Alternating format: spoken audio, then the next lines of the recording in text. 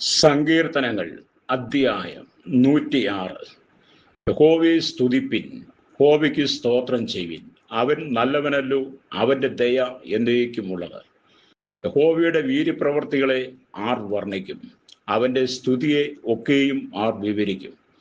ന്യായത്തെ പ്രമാണിക്കുന്നവരും എല്ലായ്പ്പോഴും നീതി പ്രവർത്തിക്കുന്നവനും ഭാഗ്യവാന്മാർ. യഹോവേ, നീ തിരഞ്ഞെടുത്തവരുടെ നന്മ ഞാൻ കാണേണ്ടതിനും നിന്റെ ജനത്തിന്റെ സന്തോഷത്തിൽ സന്തോഷിക്കേണ്ടതിനും നിന്റെ അവകാശത്തോടുകൂടെ പുകഴേണ്ടതിനും നിന്റെ ജനത്തോടുള്ള കടാക്ഷപ്രകാരം എന്നെ ഓർത്ത് നിന്റെ രക്ഷ കൊണ്ട് എന്നെ സന്ദർശിക്കണമേ. ഞങ്ങൾ ഞങ്ങളുടെ പിതാക്കന്മാരെ പോലെ പാപം ചെയ്തു, ഞങ്ങൾ അകൃത്യവും ദുഷ്ടതയും പ്രവർത്തിച്ചു. ഞങ്ങളുടെ പിതാക്കന്മാർ മിസ്രൈമിൽ വെച്ച് നിന്റെ അത്ഭുതങ്ങളെ ഗ്രഹിക്കാതെയും നിന്റെ മഹാദയെ ഓർക്കാതെയും കടൽക്കരയിൽ ചെങ്കടൽ കരയിൽ വെച്ചു തന്നെ മത്സരിച്ചു.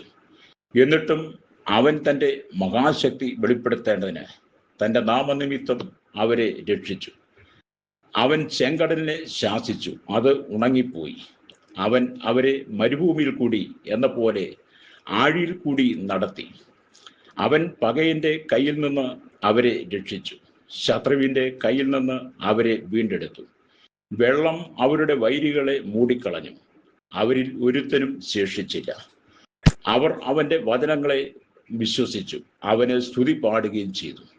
എങ്കിലും അവർ വേഗത്തിൽ അവന്റെ പ്രവൃത്തികളെ മറന്നു, അവന്റെ ആലോചനയ്ക്ക് കാത്തിരുന്നതുമില്ല. മരുഭൂമിയിൽ വെച്ച് അവർ ഏറ്റവും മോഹിച്ചു, നിർജ്ജന പ്രദേശത്ത് അവർ ദൈവത്തെ പരീക്ഷിച്ചു. അവർ അപേക്ഷിച്ചത് അവൻ അവർക്ക് കൊടുത്തു, എങ്കിലും അവരുടെ പ്രാണന് ക്ഷയം അയച്ചു.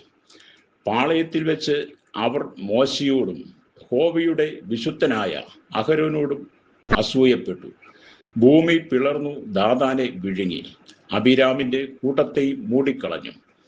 അവരുടെ കൂട്ടത്തിൽ തീ കത്തി, അഗ്നിജ്വാല ദുഷ്ടന്മാരെ ദഹിപ്പിച്ചു കളഞ്ഞു. അവർ ഹോരേബിൽ വെച്ച് ഒരു കാളക്കുട്ടിയെ ഉണ്ടാക്കി, വാർത്തുണ്ടാക്കിയ വിഗ്രഹത്തെ നമസ്കരിച്ചു.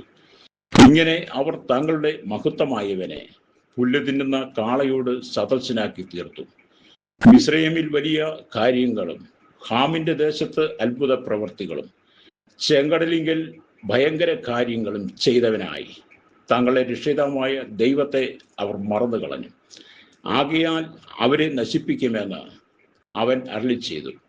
അവന്റെ വൃതനായ മോശ കോപത്തെ ശമിപ്പിപ്പാൻ അവന്റെ സന്നിധിയിൽ പിളർപ്പിൽ നിന്നില്ലെങ്കിൽ അവൻ അവരെ നശിപ്പിച്ചു കളയുമായിരുന്നു. അവർ മനോഹര ദേശത്തെ നിരസിച്ചു, അവന്റെ വചനത്തെ വിശ്വസിച്ചതുമില്ല. അവർ തങ്ങളുടെ കൂടാരങ്ങളിൽ വെച്ച് പിറുപിറുത്തു, യഹോവയുടെ വചനം കേൾക്കാതെയിരുന്നു. അതുകൊണ്ട് അവൻ മരുഭൂമിയിൽ അവരെ വീഴിക്കുമെന്നും അവരുടെ സന്തതിയെ ജാതികളുടെ ഇടയിൽ നശിപ്പിക്കുമെന്നും അവരെ ദേശങ്ങളിൽ ചിതറിച്ചു കളയുമെന്നും അവർക്ക് വിരോധമായി തൻ്റെ കൈ ഉയർത്തി സത്യം ചെയ്തു.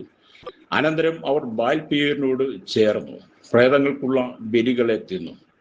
ഇങ്ങനെ അവർ തങ്ങളുടെ ക്രിയകളാൽ അവനെ കോപിപ്പിച്ചു. പെട്ടെന്ന് ഒരു ബാധ അവർക്ക് തട്ടി. അപ്പോൾ ഫിനെഹാസ് എഴുന്നേറ്റ് ശിക്ഷ നടത്തി ബാധ നിർത്തലാക്കുകയും ചെയ്തു. അത് എന്നേക്കും തലമുറ തലമുറയായി അവന് നീതിയായി എണ്ണിയിരിക്കുന്നു. മെരീബ വെള്ളത്തെങ്കിലും അവർ അവനെ കോപിപ്പിച്ചു. അവരുടെ നിമിത്തം മോശയ്ക്കും ദോഷം ഭവിച്ചു. അവർ അവന്റെ മനസ്സിനെ കോപിപ്പിച്ചതുകൊണ്ട് അവൻ അധരങ്ങളാൽ അവിവേകം സംസാരിച്ചുപോയി. യഹോവ തങ്ങളോട് നശിപ്പിപ്പാൻ കൽപ്പിച്ചതുപോലെ അവർ ജാതികളെ നശിപ്പിച്ചില്ല.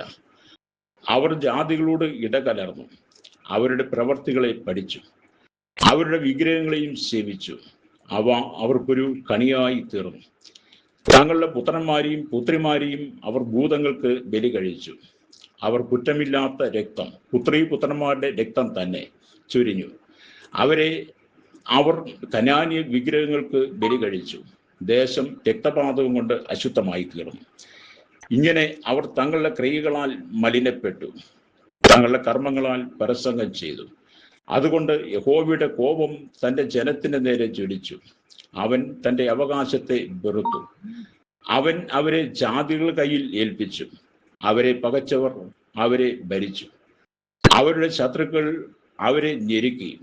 അവർ അവർക്ക് കീഴടങ്ങേണ്ടി വന്നു. പലപ്പോഴും അവൻ അവരെ വിടുവിച്ചു.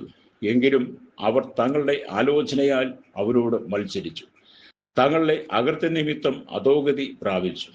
എന്നാൽ അവരുടെ നിലവിളി കേട്ടപ്പോൾ അവൻ അവരുടെ കഷ്ടതയെ കടാക്ഷിച്ചു. അവൻ അവർക്കായി തൻ്റെ നിയമത്തെ ഓർത്തു, തൻ്റെ മഹാദയപ്രകാരം അനുദപിച്ചു.